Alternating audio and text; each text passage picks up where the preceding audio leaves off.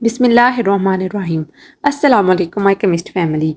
ये है आपका favourite channel your free academia. उन बच्चों का चैनल जो केमिस्ट्री समझ कर पढ़ना चाहते हैं। रट्टे वालों के लिए है कोई और चैनल। सब बोलें 10 time my passion my chemistry. Now study time starts. Okay बच्चों, कल के लेक्चर में हमने स्टडी किया था एब्सोल्यूट टेम्परेचर स्केल और हमने देखा था कि चार्ल्स लॉ जो होता है वो किस तरह डिपेंड करता है एब्सोल्यूट टेम्परेचर स्केल के ऊपर।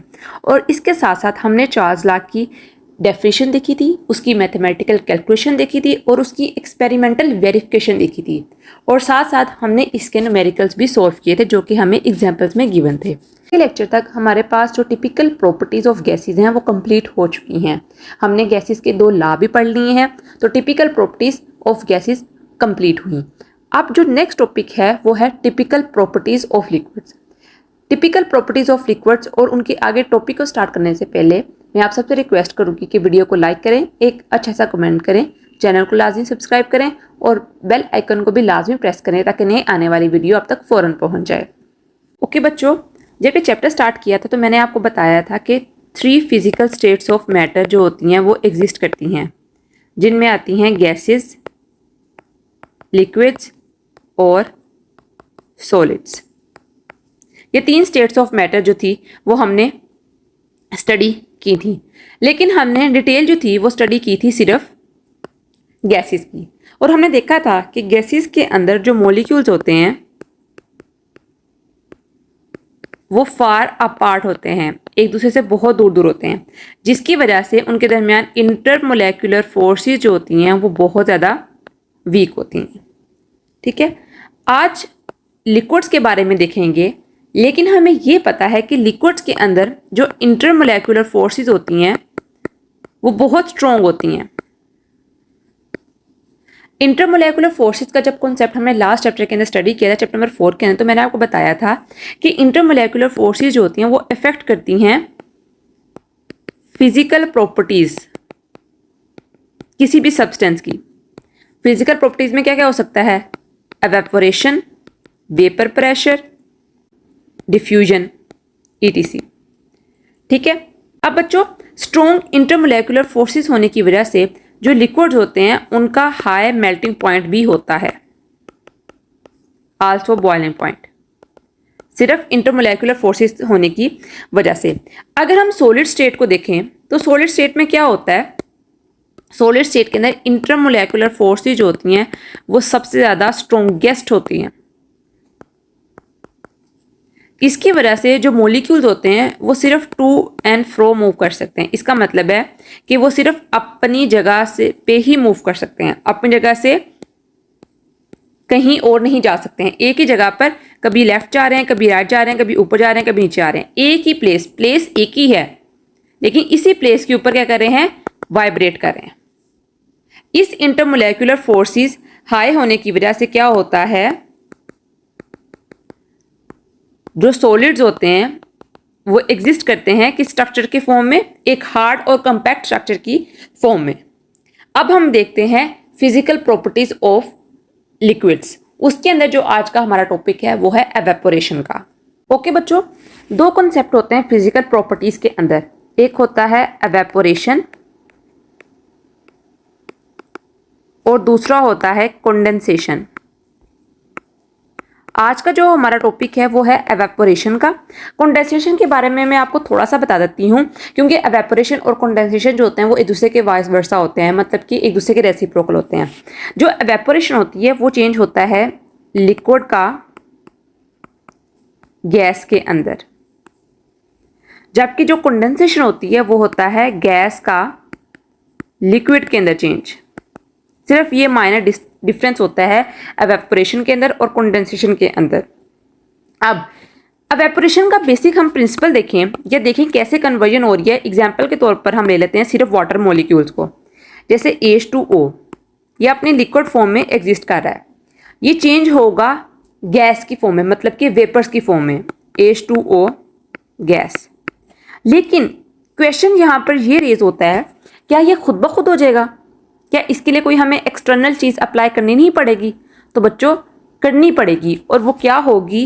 वो होगी हीट या फिर energy. Energy only in the form of heat. इसकी वजह से जब आप हीट एनर्जी किसी सिस्टम को प्रोवाइड करते हो, किसी सिस्टम के अंदर इंसर्ट करते हो, तो इस तरह की रिएक्शन को कहा जाता है एंडोथर्मिक रिएक्शन। क्या कहा जाता है बच्चों? Endothermic reaction. अब यहां पर देखना ये है कि कितनी एनर्जी जो होती है वो यूज होती है लिक्विड को गैस में कन्वर्ट करने के लिए।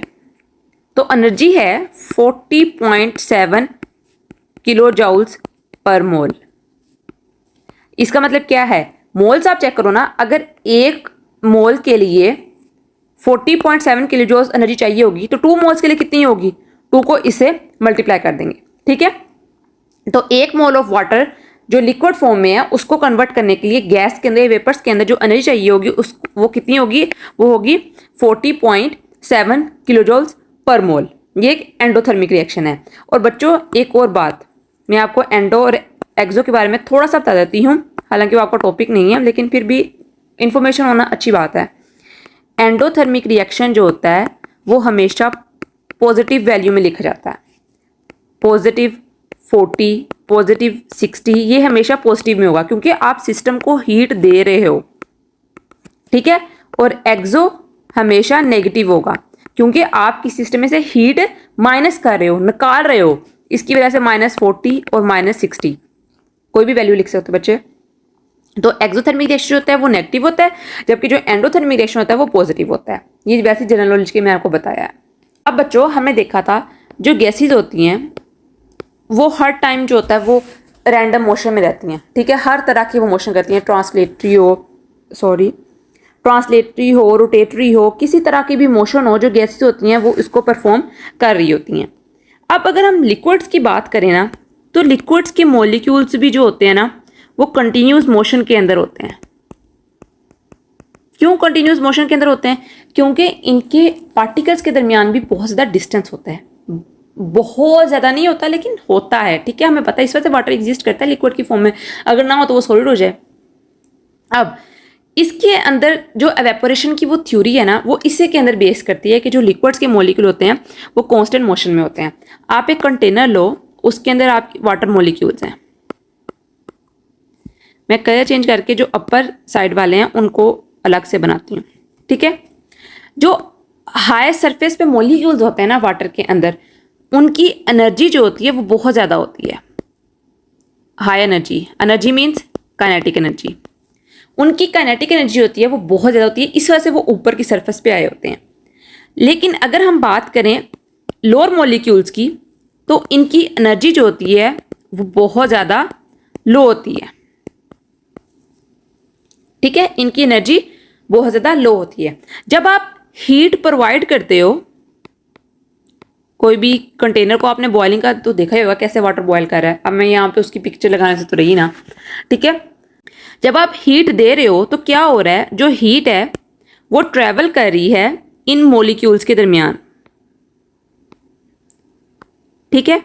जब वो इन मॉलिक्यूल्स के दरमियान ट्रेवल कर रही है तो क्या हो रहा है, जो हाई एनर्जी काइनेटिक एनर्जी के मॉलिक्यूल्स हैं जिनकी काइनेटिक एनर्जी बहुत ज़्यादा है, वो क्या करते हैं, जो इनके दरमियान अट्रैक्टिव फोर्सेस होती हैं उनको डोमिनेट कर देते हैं। मतलब क्या होता है कि जो अट्रैक्टिव फोर्सेस होती हैं वो वीकन हो जाती हैं, जबकि जो काइनेटिक एनर्जी होती है वो बहुत ज़्यादा हो जाती है। इस काइनेटिक एनर्जी के ज़्यादा होने की वजह से ये जो अपर साइड के मॉलिक्यूल्स होते हैं ये एस्केप कर जाते हैं एज अ गैस। और यही प्रिंसिपल है एवेपोरेशन का। क्या होता है, हीट प्रोवाइड करते हो आप, मॉलिक्यूल्स के अंदर हीट ट्रेवल करती है, जो सबसे टॉप सरफेस पे मॉलिक्यूल्स होते हैं उनकी काइनेटिक एनर्जी बहुत ज़्यादा होती है। जब उनको ये हीट मिलती है तो काइनेटिक एनर्जी उनकी 2x पे स्पीड पे चल जाती है, जिसकी वजह से क्या होता है कि वो लिक्विड से गैस में या वेपर्स की फॉर्म में चेंज हो जाते हैं। अब हम देखते हैं कि बुक के ऊपर बेसिकली क्या लिखा है। Evaporation is a process of liquid turning into gas spontaneously, मतलब कि फटाफट होने वाला प्रोसेस को कहते हैं। Condensation is the reverse process where a gas becomes liquid. Evaporation is an endothermic process, I told you before, require energy input, मतलब कि आपको एनर्जी देनी पड़ती है। Molecules in liquid are in constant motion possess kinetic energy. जो molecules होते हैं liquid के अंदर वो कांस्टेंट मोशन के अंदर होते हैं और पोजेस करते हैं कुछ kinetic energy. Not all the molecules in liquid have the same kinetic energy, some have more than average. और जिनकी ज्यादा होती है वो क्या करते हैं, वो अपर सरफेस पे आ जाते हैं। Molecules with higher kinetic energy can escape the liquid surface, leading to evaporation, liquid turning into a gas spontaneously। जैसे ही जो अपर सरफेस के मॉलिक्यूल्स होंगे वो गैस के अंदर या एयर के अंदर साथ शामिल होंगे तो वाटर जो होगा वो बॉयल करेगा, तो उसका लेवल जो होगा वो लो हो जाएगा। ठीक है, ओके बच्चों, अब थोड़ा सा हम नेक्स्ट पढ़ते हैं एवेपोरेशन के बारे में, उस पर हम इसके फैक्टर्स डिस्कस करेंगे। तो बच्चों एवेपोरेशन जो होती है वो तमाम टेम्परेचर्स पर होती है। टेम्परेचर चाहे जिस तरह का भी होना ये होती रहती है, थोड़ा हो ज़्यादा हो, evaporation is a continuous process. ठीक है, लेकिन यहाँ पर जो एक बात याद रखने की है ना कि जो एवेपोरेशन होती है ना, ये भी लिख रही हूँ, वो डायरेक्टली प्रोपोर्शनल होती है टेम्परेचर के। जैसे जैसे आप टेम्परेचर इंक्रीज करी जाओगे एवेपोरेशन भी इंक्रीज करेगी। टेम्परेचर इंक्रीज का मैंने आपको कल भी बताया था, टेम्परेचर इंक्रीज का मतलब है जब आप हॉटनेस इंक्रीज करोगे, हीट एनर्जी प्रोवाइड करोगे, तब टेम्परेचर इंक्रीज करता है। ठीक है, तो जैसे जैसे आप टेम्परेचर इंक्रीज करोगे तो एवेपोरेशन भी इंक्रीज करेगी। अब आपसे क्वेश्चन पूछा जा सकता है कि 40 डिग्री सेल्सियस पर एवेपोरेशन ज़्यादा होगी या 80 डिग्री सेल्सियस पर एवेपोरेशन ज़्यादा होगी। आपके जहन में, बुक में नहीं क्या लिखा हुआ, आपके जहन में ये पॉइंट क्लिक करना चाहिए फौरन कि जिसका टेम्परेचर ज़्यादा होगा उसकी एवेपोरेशन भी ज़्यादा होगी। अब यहाँ पर एक और चीज़ भी है, जब आपने देखा कि जो अपर सरफेस वाले मॉलिक्यूल से वो एस्केप कर गए सरफेस से, तो जो लोअर मॉलिक्यूल्स है ना उनकी एनर्जी बहुत कम रहेगी। ठीक है, एनर्जी उनकी बहुत कम रहेगी। अब उन्होंने अपने सिस्टम की एनर्जी को ना मेंटेन रखना है। ठीक है, उन्होंने अपने सिस्टम की एनर्जी को मेंटेन रखना है। इसके लिए वो क्या करते हैं, वो अपने सराउंडिंग से, मतलब कि अपने आसपास से हीट को एब्जॉर्ब करते हैं। हीट को, वो मॉलिक्यूल्स जो होते हैं वो हीट को एब्जॉर्ब करते हैं, जिसकी वजह से एक कूलिंग इफेक्ट पैदा होता है। ठीक है, आपको ठंडक का एहसास होता है। इसकी आपको वैसे नहीं समझ आएगी, मैं आपको एग्जांपल दे देती हूँ जो आपकी बुक पे भी गिवन है। नेल पॉलिश का आपने सुना होगा, नेल पॉलिश के अंदर क्या होता है, अल्कोहल। जैसे ही आप कुछ ड्रॉप्स अपने पाम पे डालोगे तो क्या होगा, आफ्टर फ्यू मिली सेकेंड्स आपको थोड़ा थोड़ा कोल्डनेस का एहसास होगा, आपको थोड़ी थोड़ी फील होगी सेंसेशन कि हाँ कोई ठंडी चीज़ लगी है। तो एवेपोरेशन ही होती है। आपका हाथ जो होता है वो गर्म होता है, जो अल्कोहल के मॉलिक्यूल्स होते हैं वो आते हैं आपके हाथ पे गिरते हैं, अपर वाले जो होते हैं वो एवेपोरेट कर जाते हैं जिनकी हाई एनर्जी होती है, जो लो वाले होते हैं वो वैसे ही रह जाते हैं।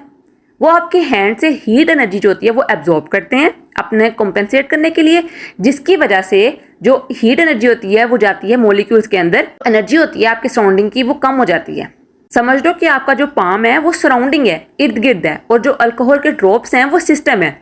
जैसे ही आप सराउंडिंग से हीट देते हो, क्या करते हो, सराउंडिंग से हीट देते हो किसको, सिस्टम को, मतलब कि अल्कोहल को, तो क्या होता है जो सराउंडिंग की हीट होती है वो लेस हो जाती है, उसकी एनर्जी कम हो जाती है क्योंकि उसने अपनी जो हीट है वो सिस्टम को दे दी है। ठीक है, इसकी वजह से सराउंडिंग का जो टेम्परेचर होता है वो लो हो जाता है, और ये क्या काज करता है, ये काज करता है कूलिंग इफेक्ट। ठीक है, आई होप सो कि आपको इसकी बहुत अच्छी तरह समझ आ गई होगी। अब हम देखते हैं इसके कुछ पॉइंट्स। कहते हैं evaporation occurs continuously at all temperatures. ये हमें पता है कि एवेपोरेशन होती है हर टेम्परेचर पे होती है। The rate of evaporation increases with higher temperature due to increase molecular kinetic energy. मैंने आपको पहले बता चुकी हूँ। Evaporation is a cooling process as higher energy molecules vaporize the remaining liquid cools and observe energy from the surroundings. This cooling effect is noticeable when substance like alcohol evaporate on the skin creating a sensation of cooling. ये ऐसे होता है बच्चों। ठीक है, see how chemistry is very amazing. मज़ा आ रहा है ना। इंशाल्लाह मेरा गोल यही है कि मैं आपको अच्छे से अच्छे तरीके से और इजी से ईजीएस्ट वे के अंदर मैं आपको केमिस्ट्री समझाऊं, ताकि जो बच्चे कहते हैं ना हमें केमिस्ट्री बिल्कुल नहीं अच्छी लगती, chemistry is very tough subject, वो ये ख्याल करना छोड़ दें। आप जिस चीज़ को मुश्किल समझोगे वो चीज़ उतनी ही मुश्किल लगेगी आपको। ठीक है बच्चों, अब नेक्स्ट हम इसके देखते हैं फैक्टर्स। फैक्टर्स देखने से पहले मैंने एक एनिमेशन या आप समझ लो इमेज ली है। उसके अंदर क्या हो रहा है कि हीट जो होती है वो सन से आ रही है, ये आप समझ लो ओशन है या सी है, ठीक है। जैसे हीट आ रही है, जो अपर सरफेस के मॉलिक्यूल्स हैं उनकी काइनेटिक एनर्जी इंक्रीज हुई है और वो कन्वर्ट हुए हैं किसमें, गैस के अंदर, और ये एवेपोरेशन हो रही है। सेम वही प्रोसेस रिपीट होगा बार बार। ओके बच्चों, अब हम देखेंगे कुछ फैक्टर्स जो कि इन्फ्लुएंस करते हैं एवेपोरेशन के प्रोसेस को। आप फर्स्ट ईयर में जाके इनको थोड़ा सा डिटेल से पढ़ोगे। अभी हम जो मेन जिनके बारे में आपको थोड़ी बहुत इन्फॉर्मेशन है उसी को पढ़ेंगे। सबसे पहले हम डिस्कस करते हैं सरफेस एरिया। सरफेस एरिया बच्चे कहते हैं किसी भी आप कोई चीज़ है उसका एक सरफेस एरिया होता है जिसको वो कवर कर रहा होता है, जहाँ पर वो प्लेस होता है। फॉर एग्जाम्पल एक ग्लास है वाटर का, ठीक है, तो उसका ये ऊपर वाला जो है वो सरफेस एरिया है, ठीक है, जहाँ से आप पानी पी रहे हो उसका जो ऊपर वाला एरिया है उसको कहते हैं सरफेस एरिया, ठीक है। अब देखते हैं कि एवेपोरेशन का सरफेस एरिया के साथ क्या रिलेशन होता है। तो बच्चों देखो, आप इसको थोड़ा सा कॉन्सेप्ट वाइज या जनरल नॉलेज से भी देखो कि एक जो चीज़ थोड़ी जगह पर है और एक ज़्यादा जगह पर है, एक थोड़ी जगह से चीज़ जो है वो एवेपोरेट हो रही है, एक ज़्यादा जगह से चीज़ एवेपोरेट हो रही है, तो आप खुद कॉमन सेंस यूज़ करो कि कौन सी चीज़ जो है वो जल्दी ज़्यादा एवेपोरेट होगी।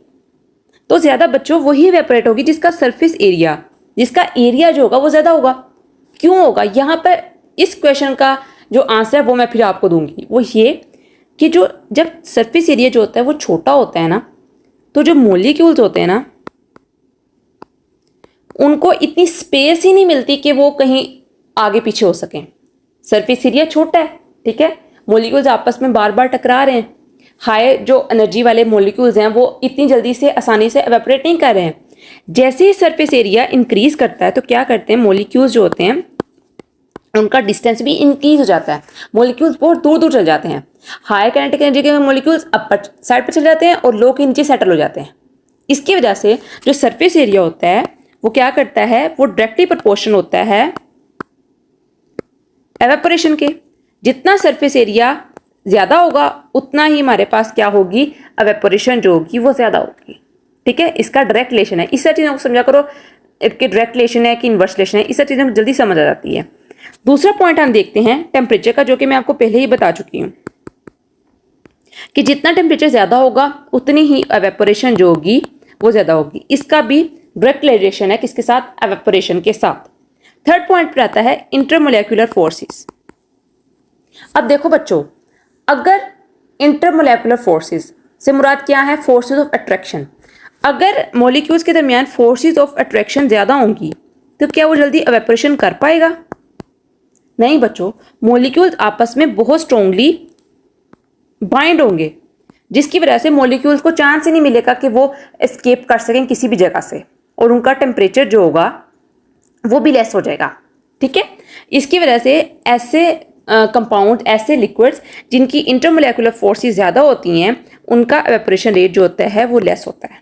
तो इंटरमोलेक्युलर फोर्सेस का एवेपोरेशन के साथ क्या रिलेशन हुआ, इंटरमोलेक्युलर फोर्सेस का एवेपोरेशन के साथ इनवर्स रिलेशन हुआ, ठीक है। इंटरमोलेक्युलर फोर्सेस ज़्यादा तो एवेपोरेशन का रेट कम। टेम्परेचर का डायरेक्ट रिलेशन, सरफेस एरिया का भी डायरेक्ट रिलेशन, बट इंटरमोलेक्युलर फोर्सेस का क्या है, इनवर्स रिलेशन एवेपोरेशन के साथ। एग्जाम्पल देख लेते हैं, वाटर और अल्कोहल। वाटर के अंदर इंटरमोलेक्युलर फोर्सेस बहुत ज़्यादा स्ट्रॉन्ग होती हैं, जिसकी वजह से कि जो एवेपोरेशन होती है वो वाटर की जो होती है वो बहुत ज़्यादा लेस स्पीड पर होती है, जबकि अल्कोहल के अंदर इंटरमोलेक्युलर फोर्सेस इतना स्ट्रॉन्ग नहीं होती हैं। इसकी वजह से वो फास्टली जो होता है वो एवेपोरेट कर जाता है, ठीक है बच्चों। Surface area, evaporation depends on surface area. Large surface area lead to greater evaporation. Temperature, evaporation rate increases with higher temperature as molecules have more energy to escape the liquid surface. Energy ज़्यादा मिल जाती है, surface area जो होता है वो increase कर जाता है, मॉलिक्यूल्स आपस में टकरा रहे होते हैं, ठीक है। Intermolecular forces, strong intermolecular forces result in lower evaporation rates, substances with weaker force evaporate faster. For example alcohol evaporate faster than water due to weaker intermolecular forces, ये मैंने आपको बता चुकी हूँ, ठीक है बच्चों। ओके बच्चों, आज के लिए इतना ही। कल तक के लिए अल्लाह हाफिज़। आई होप सो कि आपको आज के लेक्चर की बहुत अच्छी तरह समझ आई होगी। कल मिलते हैं एक नई वीडियो के साथ, तब तक के लिए फ़ी अमानिल्लाह।